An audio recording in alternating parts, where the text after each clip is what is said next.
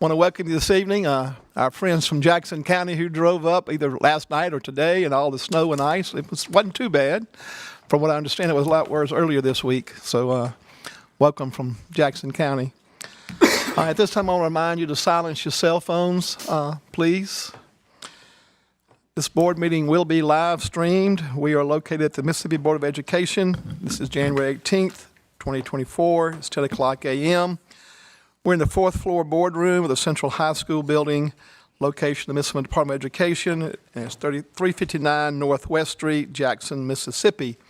So we call our meeting to order. I'd like first to ask our board members that are on Zoom, if you will, identify yourself and location. Mary Werner. Mary Werner, Southfield, Mississippi. Mike Pruitt. I'm Mike Pruitt. I am in Hattiesburg. Kate Riddle. I'm Kate Riddle, and I'm in Oxford, Mississippi. And Charlie Frugier. Charlie Frugier, Oxford, Mississippi. All right. At this time, if you don't mind, please stand. Matt Miller will lead us to the pledge, and Ms. Barrett, our invocation. Allegiance to the flag of the United States of America and to the republic for which it stands, one nation, under God, indivisible, with liberty and justice for all. Heavenly Father,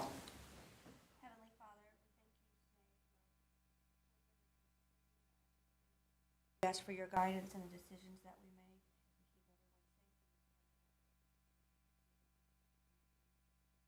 make. Amen.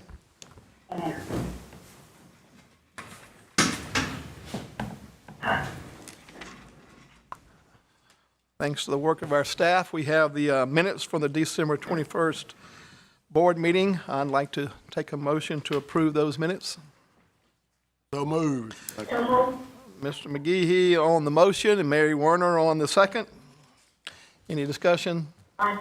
All in favor say aye. Aye. Any opposed? Aye.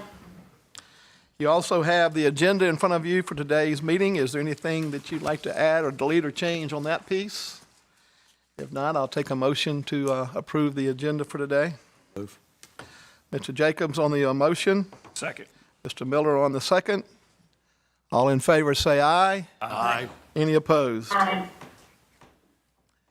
You also have, for those that are visiting us today, we have a consent agenda. The MD staff does a great job of getting information to us well before this board meeting that we're able to review, and therefore we're able to take care of a lot of items in one motion.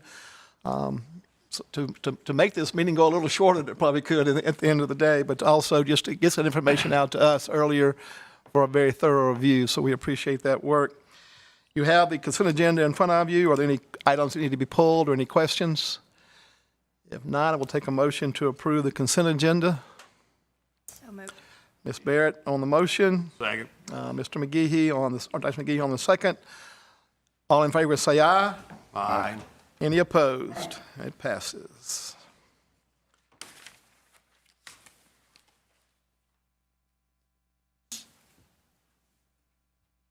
Come to one of the fun parts of our meeting, and Gene Cook is going to make a presentation for us to one of our fine schools in the state of Mississippi. Okay. Good morning, Mr. East, Dr. Morning. Magino, and state board members. It's my honor to present to you the recognition for the month of January. Today, we are honoring Van Cleve Lower Elementary School in the Jackson County School District for being named a National Elementary and Secondary Act Distinguished School for 2023. And representing the school is Principal Krista Sablich and her team today. And if they would please join Dr. Magino and Mr. East at the front of the boardroom at this time. Each year, the MDE Office of Federal Programs nominates 2 schools that meet or exceed the Distinguished School Award criteria. These schools must demonstrate a closure of the achievement gap between student groups for 2 or more consecutive years, demonstrate exceptional student performance and academic growth for 2 or more consecutive years, or show excellence in serving special populations of students. Van Cleve Lower Elementary School was chosen as an ESEA National Distinguished School for closing the achievement gap between student groups for 2 or more consecutive years. Located on the Gulf Coast, Van Cleve Lower Elementary School serves approximately 670 students, and employs 91 staff. The school has been A-rated every year since 2018-2019. During the 22-23 school year, 100% of Van Cleve's third graders met the requirements of the Literacy-Based Promotion Act by passing the third grade reading assessment. Among kindergartners, the percentage of students scoring below the reading benchmark score has decreased from 33% in 2016-17 to 3% this year. The school's teachers and leaders focus on ensuring students succeed at every level by providing strong core content and differentiated support to meet the individual needs of each student. And Van Cleve Lower Elementary School is recognized today for successfully using its ESEA federal funds to improve educational outcomes for all students. Congratulations to Van Cleve Lower Elementary School, and Ms. Sablich, you are welcome to make remarks at this time. Thank you. I just want to say thank you, everyone, for recognizing us and our successes. I cannot take any credit. I am a new principal at, or I am new to Van Cleve Lower Elementary. So I do want to definitely introduce our key teacher leaders. We have Ms. Jessica Lowry, who teaches first grade, Ms. Karen Reeves, who is part of that third grade team with the 100% pass rate. We have Ms. Mandy Johnson, who is a second grade teacher, Ms. Heather Darby, who teaches kindergarten, and Ms. Dana Wicker, who is our LSC and head of our special education department.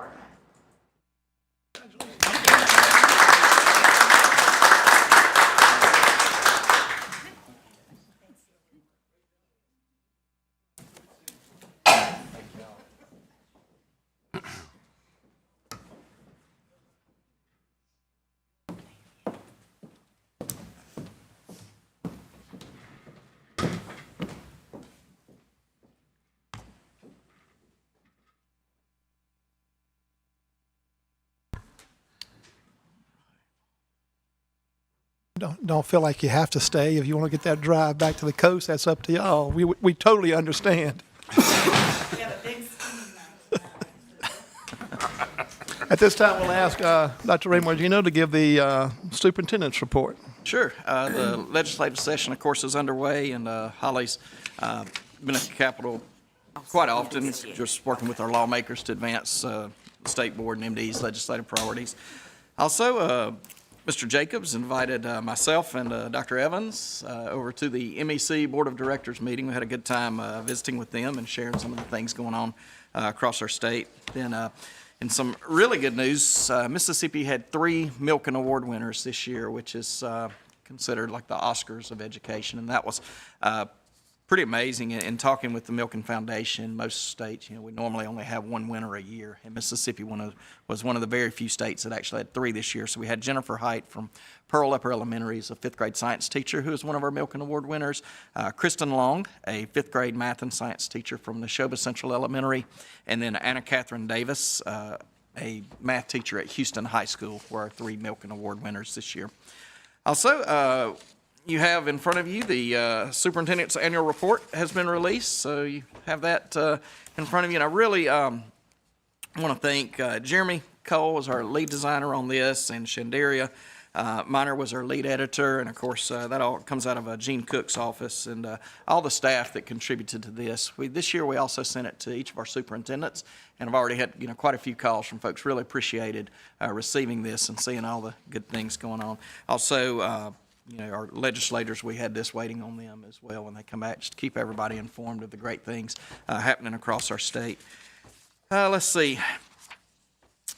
Other things that you might have heard about, we want to give you a little clarity about the Summer Electronic Benefit Transfer Program. We've had a few questions and media inquiries about Mississippi not participating in the Summer Electronic Benefit Transfer Program. The Department of Human Services is the lead agency for the Supplemental Nutrition Assistance Program, so they're the lead agency on this. They informed us that they don't have the personnel to manage the summer EBT program, so that's the main reason why that's not been done. But do know that the Department of Education will continue to administer the federally funded Summer Food Service Program. This provides meals at sites in low-income communities and a seamless summer option, which allows schools participating in the summer feeding or the National School Lunch Program to provide free meals to children during the summer and school vacation periods. So many of our school districts already provide this and will continue doing that. But did want to update you guys on that, just in case if you were asked about that. It's just, again, MDE is not the lead agency on that. So, okay.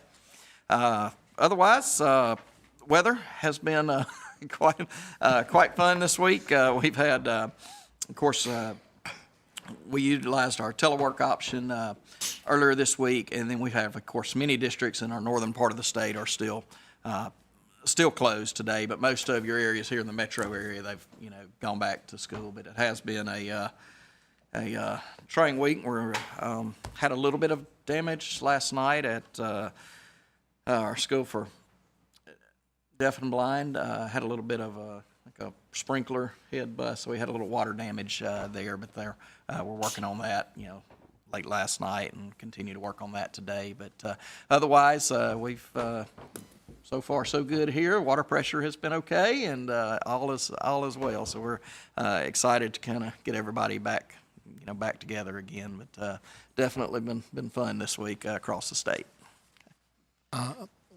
Moving into my report, let me just say this. We'll try real hard to keep the wind down there in the south, and y'all just keep this cold stuff up here, okay? We're not used to that. We're dealing with a school in our own district that's got a boiler issue. We got space heaters everywhere, so we appreciate what you guys go through in this cold weather up here much more this last few days. My month has been very quiet as state board chairman. Have not done much. I do want to let you know that William Carey will be sponsoring that new teacher conference again. That's February the 7th. I've been working on that with the team from William Carey College and some of the other superintendents on the coast. So just kind of, if you want to mark that on your calendar, and there'll be more information coming out pretty quickly. Now, the funnest part of our meeting, I think, we've all become really enjoying our student representatives. And Kate, as usual, you're up first. All right, good morning, everybody. Morning. Hopefully y'all can hear me from 3 hours away. So this morning, I am just going to get ready now. So as the school year, I know it's only January, but I'm already starting to think about summer. So the school year for me is like when we hit January starts to close out. And I know for most juniors and seniors, the main thing on their minds are what comes after graduation, which is usually college. What college to go to, like how much it's going to cost, how to get in, all those things. And college is not cheap, and a four-year university tuition can range from $20,000 to $30,000 each year. And to pay for 1 year of college, working for far above minimum wage, can force a teenager to work almost 2,000 hours.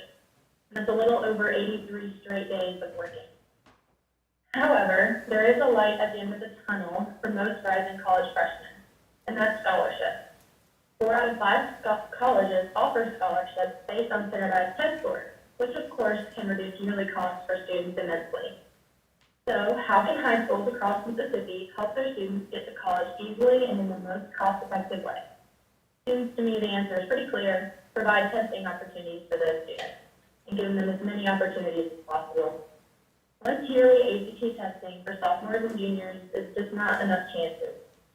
Not to mention the SAT, which at my high school is not even offered. So in order to give our students the best chance at life, we have to provide them with a learning opportunity that is college. And to do that without forcing them to 83 straight days of work or drowning in debt for years and years. Scholarships are available to students for a reason. The school districts should take advantage of this and help their students achieve them. More testing opportunities can make a huge difference in students' lives and even determine their career path. If we want a more educated, thriving new generation, we have to send our students to college and get them educated and thriving. But with more testing comes more responsibility. While having plenty of testing opportunities is ideal, it's frankly irresponsible to not administer any kind of preparations for those tests. Like Charlie said a few months ago, what's the point in having all these testing opportunities and not preparing for them? It could be wildly beneficial for students, but the potential is so far from being tapped. thing about the ACT and the SAT is that you cannot just go into these tests blindly. The time restraints and material tested is very precise, and without proper training, students are bound to fail. And to reiterate, it makes no sense to administer these exams and take little to no preparation. We cannot keep putting students out when they just want to succeed post and in high school. Proper planning and preparation for testing could create endless opportunities for students. And in order for Mississippi to flourish, we need to do something about it. That's all I have. Thanks, Phil. Thank you. Great job. Charlie, Yes, sir. ready to hear. Before I get, yes, sir. Can y'all hear me? Am I good? So before I get started today, I want to thank Mr. East for allowing us to attend virtually. We're pretty snowed in. Every morning around noon, my dad and I, we try to get in the car and we try to go up the hill of our driveway and slide back down. So there was no way I would get to Jackson today. So I'd like to let you all know before I give my report today that I have finally come to a decision on college. I'll be attending Harvard College next fall on an Army ROTC scholarship, and I'll hopefully be studying government or economics. I can't thank the department and the board members enough for their counsel and their support over the length of my term, so thank you all. Today, I want to talk about a concept that is, thank y'all. I want to talk about a concept today that is deeply personal to me, and to every other nerd in Mississippi's classroom. That topic is reading for pleasure. As an aside, I'm currently reading William Morris's North Toward Home, which is an excellent memoir discussing Mississippi, leaving our state, and service to our state. As I've referenced previously, I benefited greatly from the presence of books in my home. My parents, both with their law backgrounds, are avid readers, and they always pushed me to pick up a book.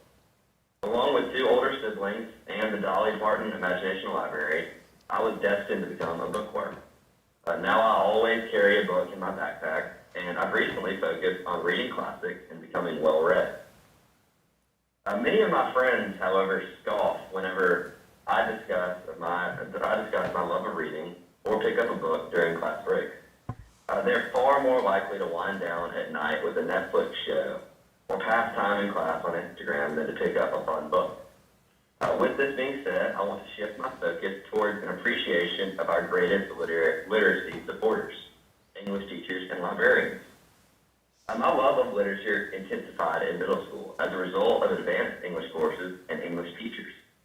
Rather than understanding books on the surface level, they taught past the standards and parsed a deeper meaning from the English canon. We read Joseph Conrad, William Faulkner, August Wilson, among the dozens of others. From these classes, I gained a profound appreciation for English teachers. Our English teachers in Mississippi are spreading the gospel of literacy in a state that needs it. They love their work and their state deeply. English teachers also exhibit an exemplary love for their students as well, so much so that it's a stereotype for English teachers to be an extra figure of support in a student's life. Anyone who teaches the truths of literature and anyone who promotes literacy, especially in our state, has my unending admiration and respect. Another important group in our schools are librarians. Nearly everyone in this room has worked in a school or in education, and you'll agree with me on this. Never have I met a librarian that wasn't slightly magical. I suppose another word for magical could be crazy, but I'm going to go with magical. Librarians are often an overlooked group in education, and they provide so much more than a catalog of books. While they do promote the ever-needed literacy in our schools, they also provide support for struggling students, another space to go outside of classrooms and lunchrooms, and a wealth of knowledge on all things literature. When discussing the importance of librarians with my parents, they reminded me of a story that I was likely too young to remember. In elementary school, as you all know, many of our students participate in the AR, or Accelerated Reader program. The program sets goals for students, and each book is assigned a point value. My elementary school librarian would take time out of her day to read aloud to students who needed extra help, furthering my point that librarians are a special group in our education community. As this is the Board of Education and not the City Council or State Legislature, I'll save you all for my Jeremiah ad on the neglect of public libraries in Mississippi. However, I do want to reiterate that libraries are important, and thus we mustn't forget them when discussing our recruitment of top talent to Mississippi Public Schools. I hope this report will encourage all of you to remember the teachers and librarians that made an impact on your life, and if you have any book recommendations, then please share. Thank you. Great job, you two. We always enjoy that report. Charlie and Kate, we need, they don't need me here. They need you here every month. So I'm glad you're able to check in on Zoom. So I don't even know how we had to seek permission for you to be here, but I'm glad you are here today. Thank you for your work. All right, we will move on now into our reports from our subcommittees. Dr. Wendy Barrett, Academic Achievement. Yes, we had a meeting yesterday, and Dr. Dent gave us the results from the Hanover and Peer Report on Early Learning Collaborative Program in Mississippi. This is an audit that's done every 3 years, and it was a positive report. And then we discussed some future options to further workforce development in Mississippi. Very We had well. a great meeting. Mr. Jacobs, Internal Accountability. Yes, we met virtually on January 11th and kind of caught up on other meetings we couldn't do the past month or so because of other items we're all working on with the, but we received biannual reports from Dr. Seymour and Tracy Riggins, which included 14 internal projects, 9 technical assistance projects, and 8 external audit projects. Fun stuff to read and go through.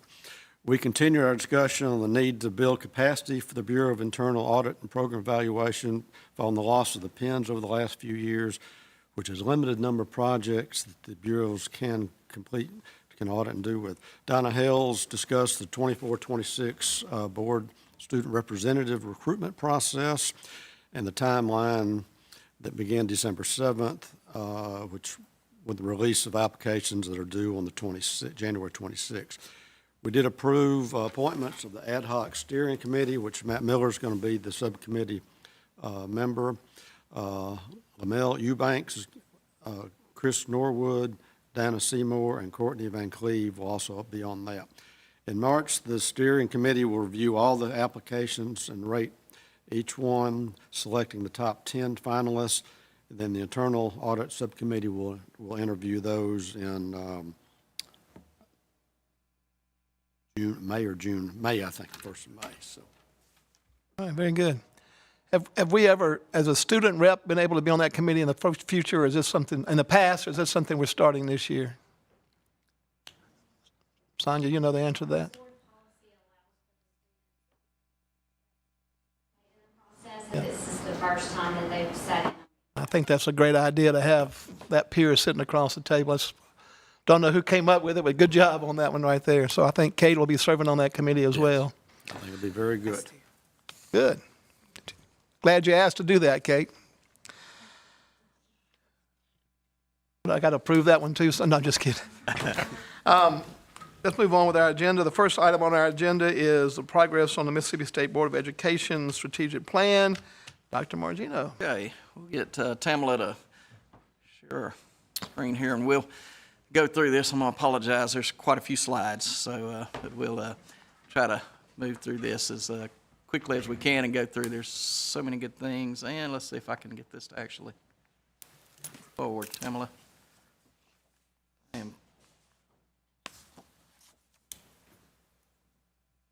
If I need to come there and just click, I will. Is that? Yep, okay. All right, so, oops, gosh, guys, I just went all the wrong way. Okay, so you guys obviously are familiar with our vision and mission here of the Department of Education. Always looking at the mission statement to provide leadership through the development of policy and accountability systems so that all our students are prepared to compete in the global community. All right, with any strategic plan, you always have goals, and these are the 6 goals that drives everything that happens here at the Department of Education. And I don't want to spend a lot of time on each of these because we're going to go through these in a moment, but these, you guys as a board developed these goals years ago, and these are really becoming closer to becoming a reality. The work that's happening across our state has been nothing short of phenomenal. And especially, you know, you can look at these different goals, but all students proficient and showing growth in all assessed areas, students graduating from high school and are ready for college and career, every child having access to a high-quality early childhood program, every school having effective teachers and leaders, every community effectively using a world-class data system to improve student outcomes, and then every school and district rated C or higher. Okay, so all right, this is fresh off the press. You'll see, you've probably seen some of these things up top, but you can see between 2013 and 2023, Mississippi is now ranked C- overall. Quality Counts national ranking is 35th in the country. Our fourth grade reading national ranking is 21st in the country. The one that's hot off the press is the graduation rate. This is just now, you guys, Paula will be talking about this in a little while, but this is the newest graduation rate is at 89.4%, which is the highest in the history of our state. So that is really, really good news. All right, our NAEP, you can see the 10-year trend. You can see fourth grade reading. We're right there, just 1% under the national average. And then in fourth grade math, we're also fairly close to the national average. You can see some of our challenge points are eighth grade reading. You see we're not quite as close to the national average in eighth grade reading NAEP scores or eighth grade math scores. So thus, why we added the math coaches this past year, and also why we have some movements going on now in the 4 through 8 literacy piece that we're pushing. We've got a couple of pilots going on with that right now and working with RC7 to improve that as well. Okay, some national rankings. We're number 1 in the United States in growth or gains for the NAEP fourth grade reading and math scores. This is something that has brought our state just a lot of attention on the national level. Also 3rd in the country for gains in 8th grade math and 7th in the country for gains in 8th grade reading. Okay. This is something that is, I think you should be very proud of. We're the number 2 state in the country for closing a fourth grade reading achievement gap between low-income students and their wealthier peers. Mississippi does a fabulous job of really working with our children of poverty that come from poverty. We really, if you do that comparative analysis across our country, you'll see that Mississippi does really well in that area.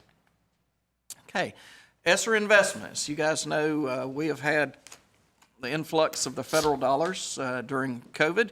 Unfortunately, that comes to a close in September of 24, so next school year we'll feel some heat. But we have, I think the takeaway from all of this, and you'll see kind of in some of our results, but the takeaway is the work that our educators across the state can do. This is the first time in my 30 years of doing this that I've seen us actually really be funded and have pretty much everything you could need. And the return on investment has been phenomenal across our state. In learning, of course, we invested with $35 million that was invested in learning across the state. Some of the big things was the on-demand tutoring, the paper. You can see that 142 districts opted into that, and over 409,000 sessions with tutors happened. And you can see also, I think Dr. Barrett alluded to even utilizing this portion, the 173,856 essays submitted for review. So I think that's been really, really helpful to our English teachers as well for helping our kids to become better writers. But this has been a good program that's been heavily used. The College and Career Readiness, this is your Major Clarity, is the program that was used. It's a computer platform to manage your individual success plans, and you can see that we had an increase of over 24,000 students enrolling or that were enrolled initiating their individual student plans, so that was a good thing too. Some additional online things, for instance, Newsella was one that was utilized. We had all these different online learning resources in the different subjects, and those you can see the districts, the number of districts that opted into that. Then under safety, probably the biggest part, and Mr. McGarrity's shop kind of headed this up, but the Insight, and this has been really good. The part that I would draw your attention to, not only the cameras, that's been a big part, but also the mapping that's happened in the buildings. Because what's happened there is the mapping is then shared with your first responders. So if, goodness forbid, if you have an emergency or what have you at the school, the first responders know where the different areas of the important areas of the building are. So that's been really good. And also quite a bit of training has happened across the state. Okay, the Mississippi Teacher Residency Program, this has been a partnership with some of our colleges, and you can see we've had up to 200 candidates seeking a graduate degree in elementary or secondary ed. This has really been a successful program and one that's actually one of our legislative asks to continue this. Our licensure call center has also been a really big piece, and I'm going to talk about Mecca and the success of that a little later. I think you'll be impressed by some of the slides that you see.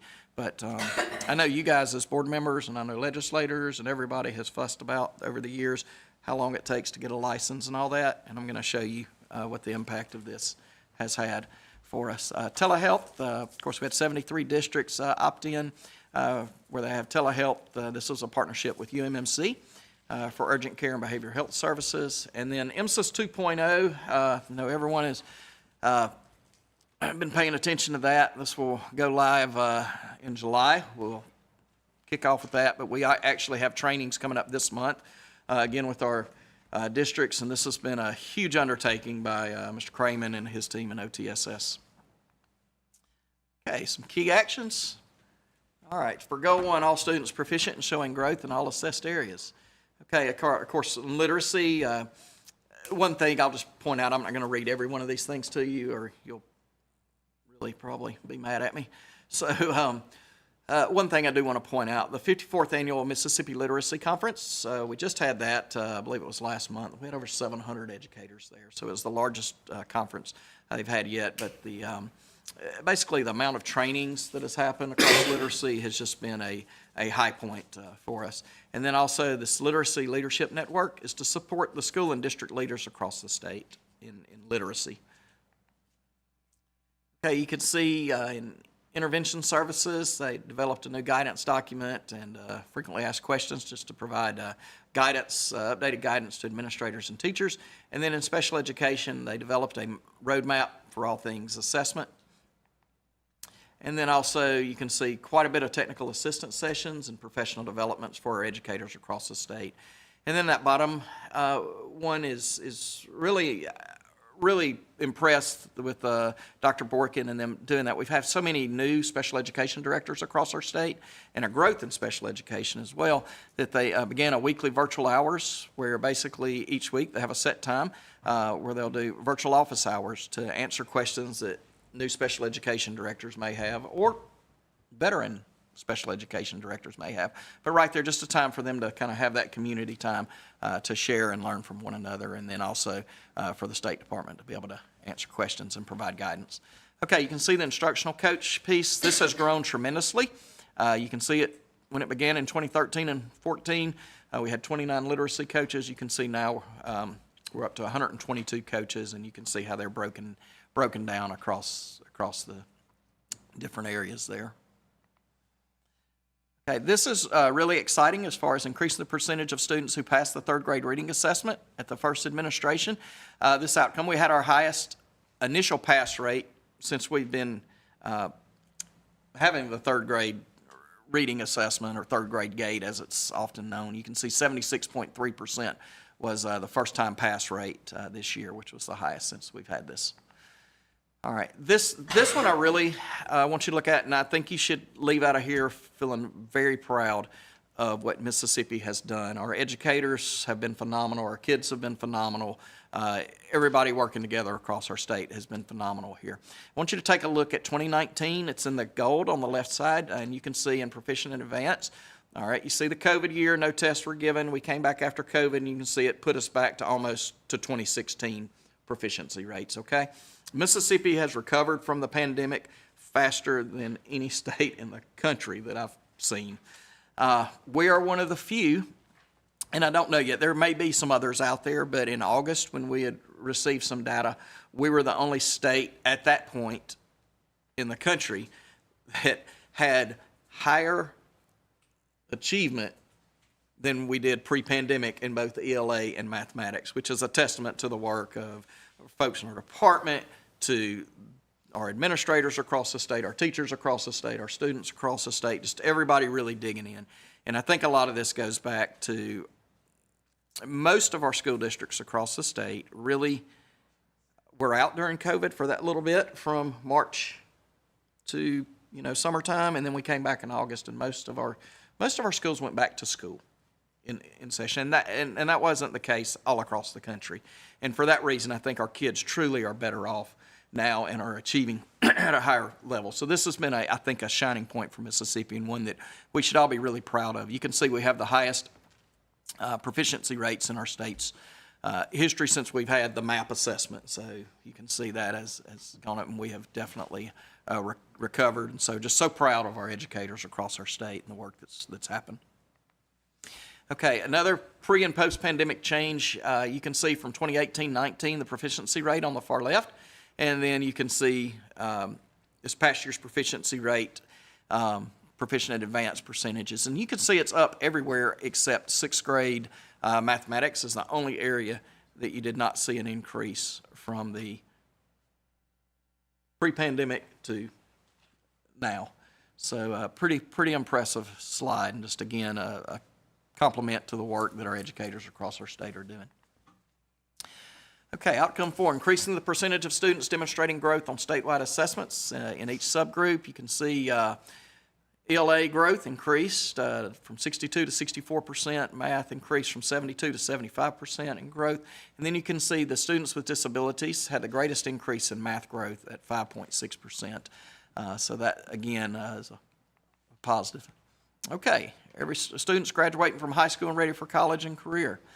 In secondary ed, we had expanded the implementation of career academies. We have about 18 districts that are taking advantage of this, and this is basically where we're providing one-on-one coaching with them, where they want to put in the career academies at their schools. So our secondary ed has been working on this. And then, of course, you'll see in a few slides later about how the policies and technical supports to expand AP and IB and all the different areas.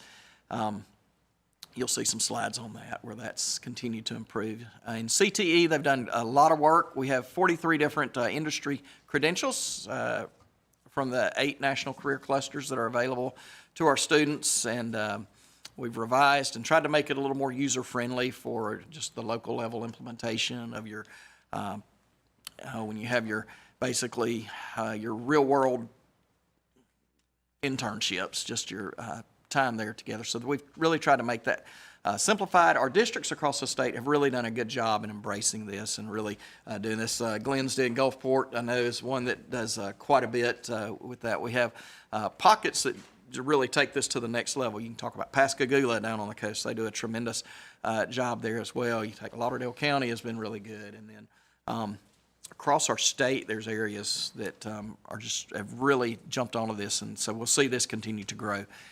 Also, the Bill, I know with you with the MEC, the ACT Work Keys has been really big, and you can see the Work Keys assessment was given to over 23,000 students, and that is up to 65% scoring at the silver level or higher.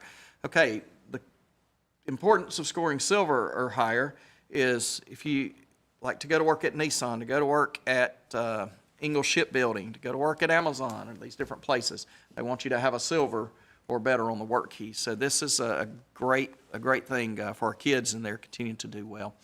Special education, developed and published a Compass to College prep. So again, just some more help for our folks. English language learners, this is a growing population in our state as it is across our country. And so this is an area that we've tried to make sure we're providing some additional supports to our districts and additional guidance. So you can see this was developed, basically these different resources.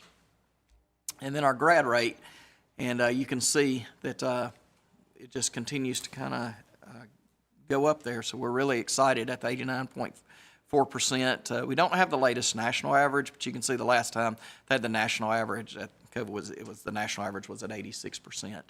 And that was, you can see where we've kind of been going above the national average, and it's just been a good movement since right about COVID time, and we continue to move up. So that's a big positive. Also, our special needs students, their graduation rate has continued to go up. I think that's hovering around 65%, if I'm not mistaken. So that's also been a an improvement. Our dropout rate has dropped back down to 8.5%. You can see it was up to 9% last year, and it dropped back down to 8.5% this year. So we're glad to see that trending in the right direction as well. Okay, ACT. I know Kate just talked a little about this, and Mississippi is one of 15 states that gives ACT to all of their students. Okay, so when we met with ACT, these scores are never what you want them to be. We do have some preps available. ACT provides some free preps in our college and career readiness course. There's some ACT prep, embedded in that. But also you have your a lot of high schools have an ACT prep course. I know my son's a high school teacher that teaches ACT prep course, so I know some school districts still offer that. But it's a challenge in Mississippi when you look at us versus the rest of the country, because Mississippi tests all their kids, again, one of 15 states. So to turn that around in the SAT, Mississippi's, like, I believe, don't quote me on this, but I'm quite confident when I say we're like in the top 5 in the country on SAT scores, because only our best and brightest normally are taking the SAT that might be heading, like a Charlie heading to Harvard or what have you. So sometimes when you look at those national things, you have to realize in a lot of these states, not every child is taking the ACT like here in Mississippi. However, that doesn't negate there's a lot of work to be done there. Okay, we still have a lot of work to do there. But you can see the graduating class for 23 was 17.9 was average score, and super score was 19.9. Our colleges now are utilizing the super score. Okay, dual credit enrollment, increasing the percentage of students participating and passing dual credit in each subgroup. You can see that's at 14.4% of our high school students are participating in dual credit and dual enrollment, with about 94% of those passing their courses and earning the college credit. Percentage of students participating in AP, IB, and AICE, which is your Cambridge. You can see that's up to 16.9%. And you're going to see also the percentage of kids not only taking the courses, but actually being successful in the courses is continuing to improve. You can see right here over the past 10 years what's happened there with the number of exams taken versus the number of kids taken. You can see it's more than doubled in each area. So that's now over 5,800 kids achieving the qualifying score. So this has been a good move. Actually, Dr. Boone and I met just recently with the National Center for Math and Science, and just to hear a little about some AP trainings they have, and just the success rate they've had with that is really good. And so there's obviously always work to be done, but this is an area that has gone well for us, but obviously still work to be done. Okay, here's the work keys I was talking about. The percentage of students scoring at silver or above has increased from 60 to 65.8%. Career and technical education concentrators. You can see once COVID hit, that kind of went down. It started to trend back up this year, and that's an area we hope will trend. A CTE concentrator is somebody that takes, let's say if Matt's taking auto paint and body. If he takes auto paint and body 2 years in a row, then he's a concentrator. But if he takes auto paint and body this year and next year takes auto mechanics, then he would not count as a concentrator. So the concentrators are ones that take a CTE, the same course, like 2 years in a row. Okay, goal 3, every child having access to a high-quality early childhood program. You guys have probably seen this. We're one of 5 states meeting all quality standards for pre-K.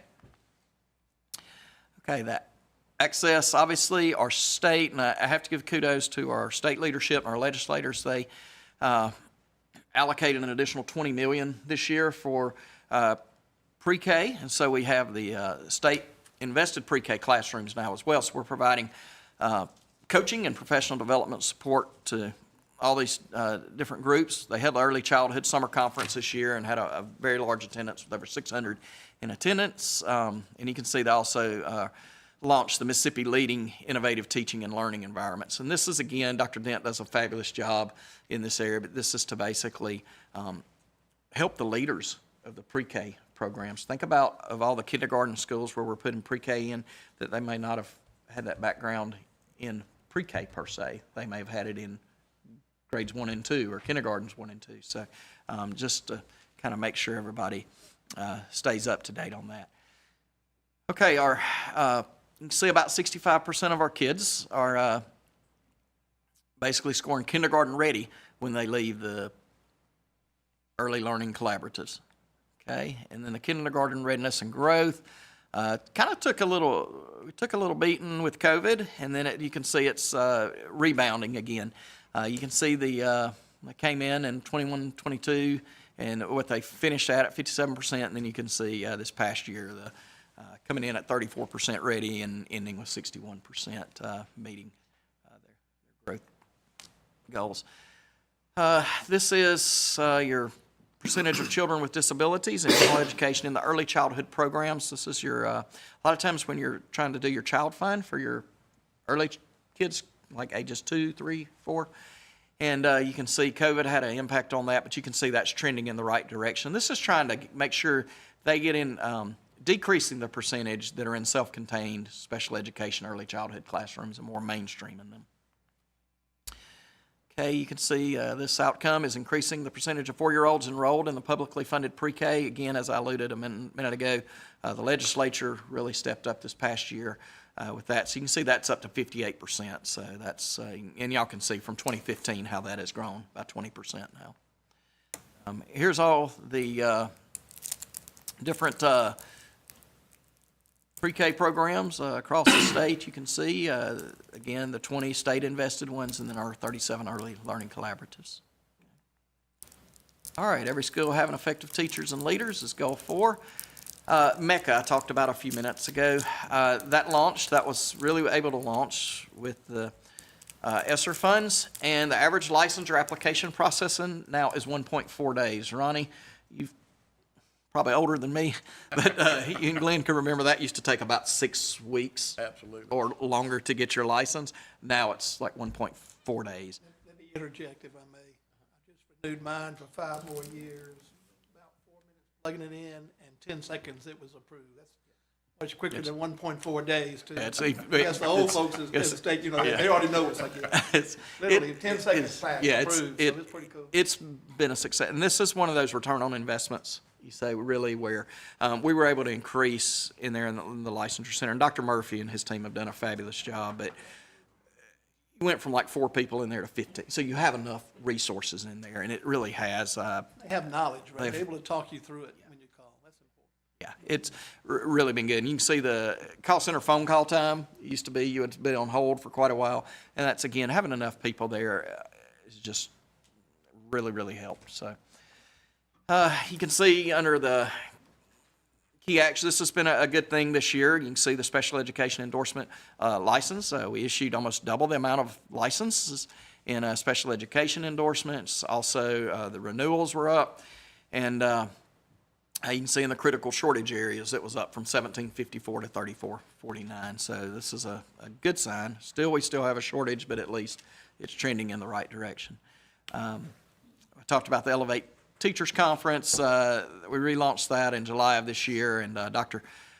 Ben Cleve really did a good job putting that together, her and her team, and that was well received. We talked about the teacher residency a little bit ago. That's been a success, and again, that's one of our legislative asks.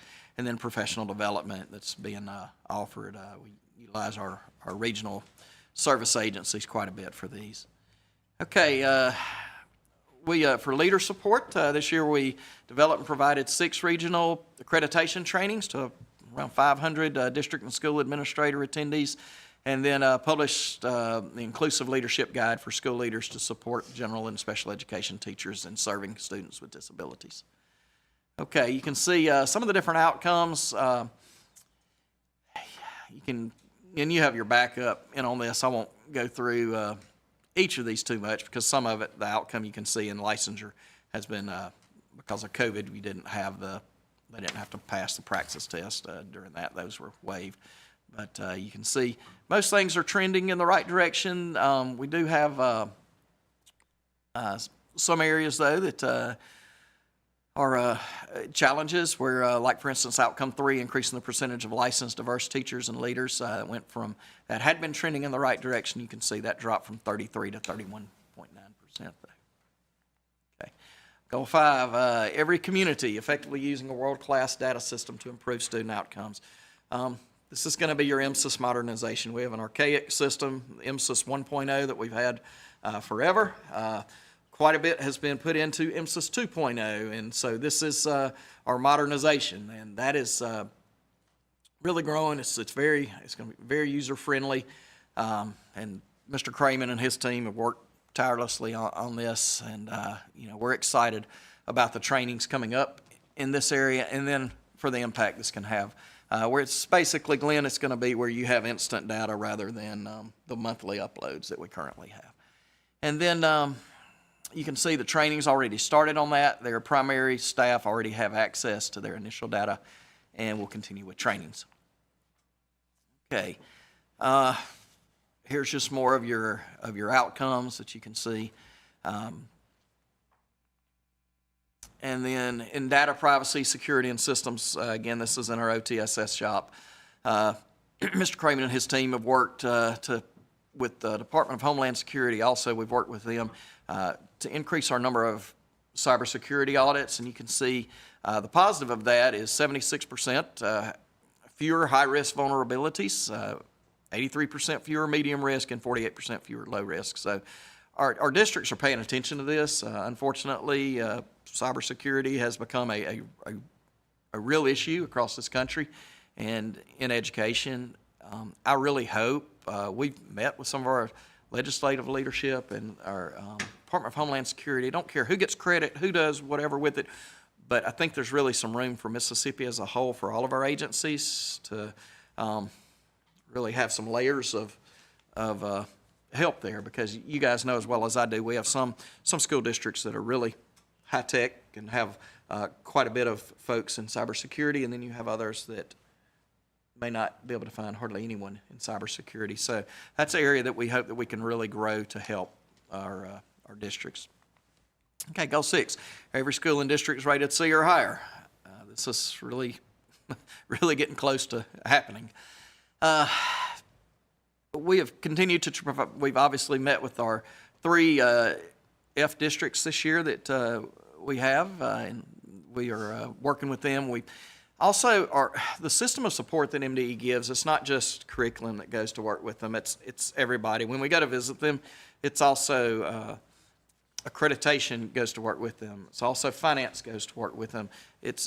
We send the whole kitchen sink, because a lot of times when you're having troubles like this, you're having troubles in multiple areas. So you want to provide supports in all areas. Let's see. This was something our legislator passed, and we worked with the community college boards and all. This was very popular. It provides funding for students, basically 6 free hours of community college credit while they're in high school. And I think the first day, Brett, I'm looking at you because I think it was Wendy that sent us the email the first day this year that popped in for district. I mean, it was blowing up of people signing up for that. So it's been very popular. And then aligning our national credential testing, basically where our kids can come out with these NCCR certifications through the CTE centers. All right. This has been something you should be very proud of. Increasing the growth of our DNF districts by improving the letter grade. All right, so currently there are 6 F-rated districts in Mississippi. 3 of those are charter. So there's, in essence, in what you guys control, there are 3 F districts right now, and we're working to make that, we hope we make that turn to 0. But that has, you can see the improvement that's happened across our state, and also in your D-rated districts. There's 7 D-rated districts across the state. 3 of those are charters. So in essence of what falls under your umbrella, 7 DNF districts. You can see the improvement. 76% of DNF districts in 22 improved their grade or accountability score. And 33% of all districts improved letter grades last year. Okay, increasing the number of, the growth of DNF schools by improving the letter grade and/or increasing the number of points. You can see most of them improved last year. Still, you have too many. We have 40 F schools this year across the state of Mississippi, okay? Now, that's out of 849 schools, okay? So those stats are not terrible. Obviously, you would want it to be 0.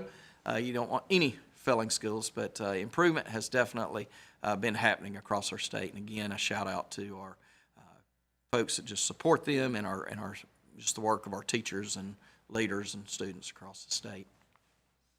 Okay.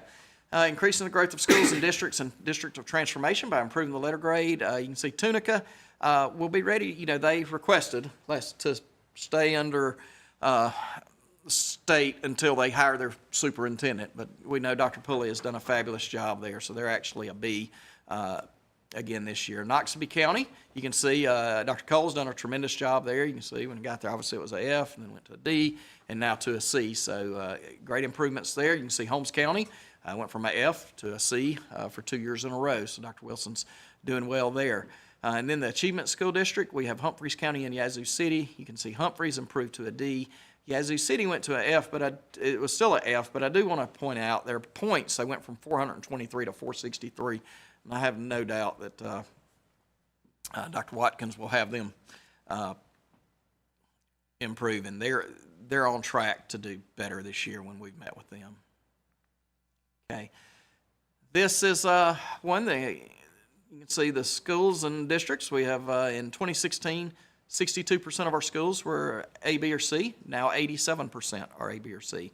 And in districts, 91% of our districts are A, B, or C now. So great improvements. Some of our partners and just resources, the high-quality instructional materials. This is something that Dr. Boone's shop and Dr. Smith's shop has really worked on, being a resource for our school districts across the state, of hosting regional sessions where the teachers come in and look at the actual high-quality instructional material and talk to other folks that are utilizing it. And that's been a great help, but also having the page there for them to get these resources. You can see the website gets quite a bit of activity, and Mississippi Achieves, our communication department, does a tremendous job. And then area campaigns and resources, obviously the attendance awareness. You guys know, pre-COVID, we had 13% chronically absent students, okay, kids that missed more than 18 days a year. All right, after COVID, went to 28%. We're at 23.9% now, so thus the big push for that. And so we're really trying to push that. And then the annual report you guys have right there in front of you. And you can see the different followers on social media.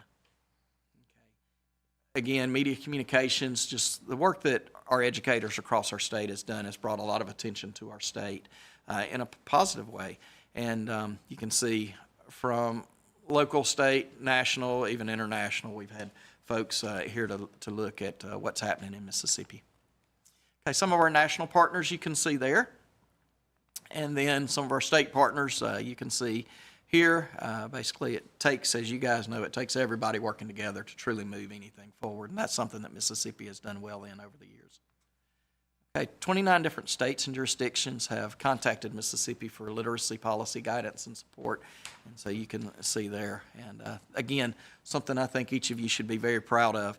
And just the work, Tanette, just the work that you guys in your department have done, and Christian, all you guys that have led this over the years. This has been nothing short of phenomenal. So really great work.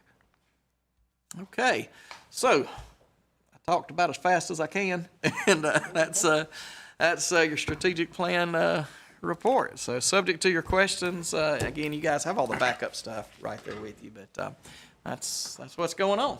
Thank you very much. Great report. Charlie and Kate, also, as Dr. Margino was going through that reading and your work on ACT, there is no doubt that students that read score higher on the ACT in the long run. So keeping those books in front of students is, I can't quote that exact research page, Dr. McGehee, but it's out there that those kids that read books and books and books and books, when it comes to ACT, have a greater chance of scoring well. So good points from both of you this week on ACT. All right, next also is an informational program from Dr. Paula Vander about this year's graduation rate.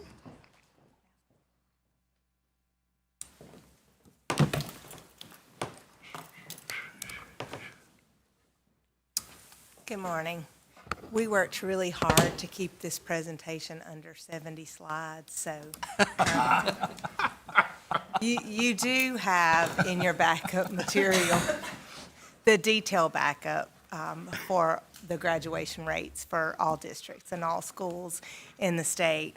But at this time, we would like to just provide you a very high-level overview of our the graduation rates for 2024.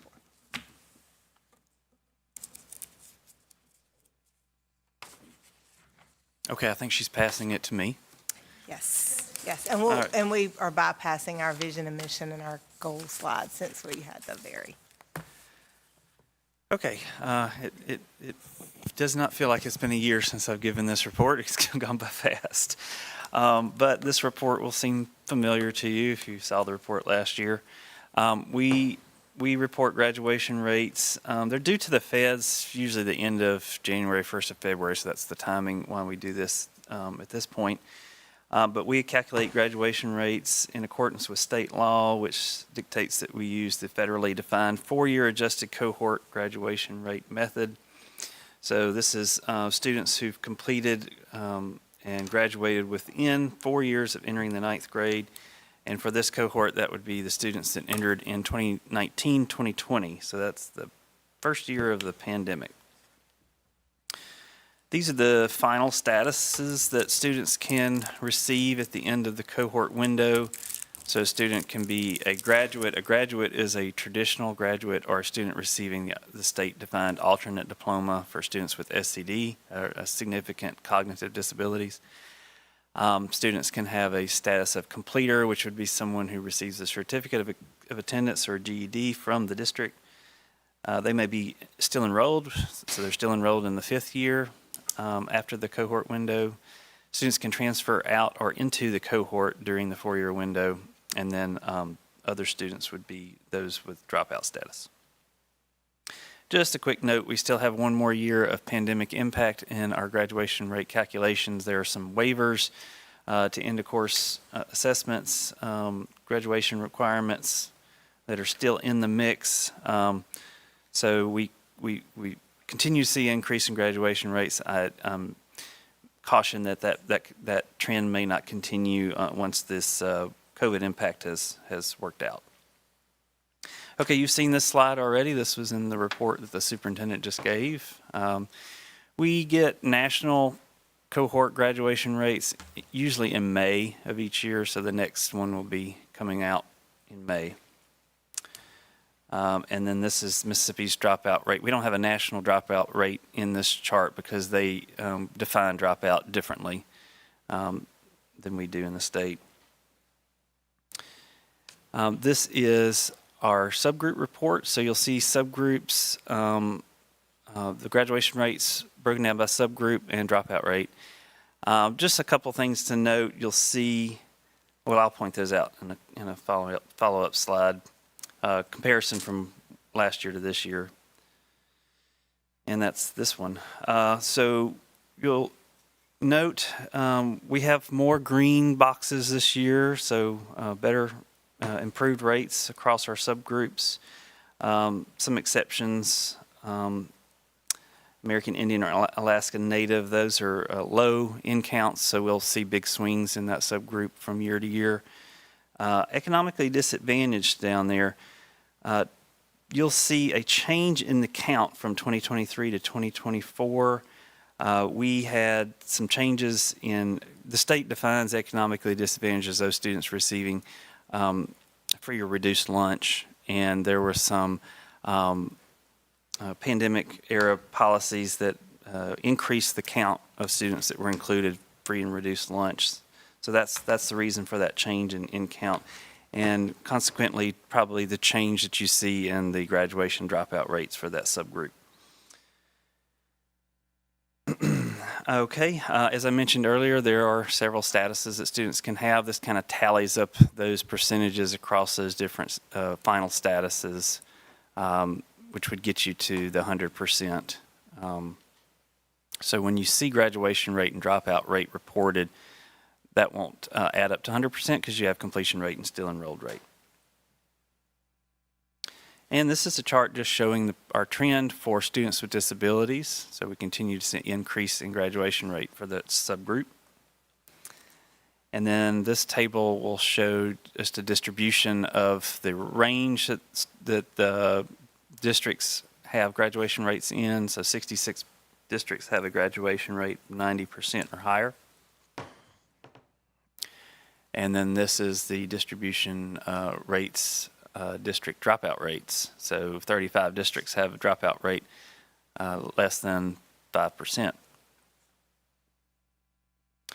And I won't linger on these tables, but these are, we report the highest graduation rates. You have these in your report. And the lowest dropout rates by district. And then we have the lowest graduation rates by district and the highest dropout rates by district, which would be similar to the lowest graduation rates. Okay, I moved through that quickly on purpose. Is there anything that I can, any questions that I can answer for you? This is the full printed out report. I don't know if you've got a printed report or a digital copy, but you have that, and it's been posted to the website already. Thank y'all very much for that. Any questions from the board? Great job, Paul and Alan. Thank y'all. Thank you. Finally, we get to vote on something here, Felicia, after all these fine slides that we have together. I do want to thank Ray and his team for the report. Outstanding work there as well. Lengthy but very important. Good stuff to look at. And again, Paul and Alan for gathering all that information from local school districts. So our next item is an action item. It's the approval of an MDE contract. Dr. Gavin. Yes, good morning. We only have one item to bring before the board this morning, one contract, and that is to modify our contract, our current contract with Mythics. Is to extend the contract by 1 year by an additional cost of $90,361. Any questions for Dr. Gavin on that? May I have a motion to approve that contract? So moved. Matt Miller on the motion. Second. Bill Jacobs on the second. Again, any questions? All in favor say aye. Aye. Any opposed? Everybody pass. You have had a chance to review the consent agenda and those items. So at this time, I'll take would honor a motion to consider items A through K on our consent agenda. Mary Warner, I'll make a motion to accept A through K. Mary Warner on the motion. Second. Second. Ronnie McGehee. Any questions? All in favor say aye. Aye. Any opposed? None. Don't believe we have executive session today.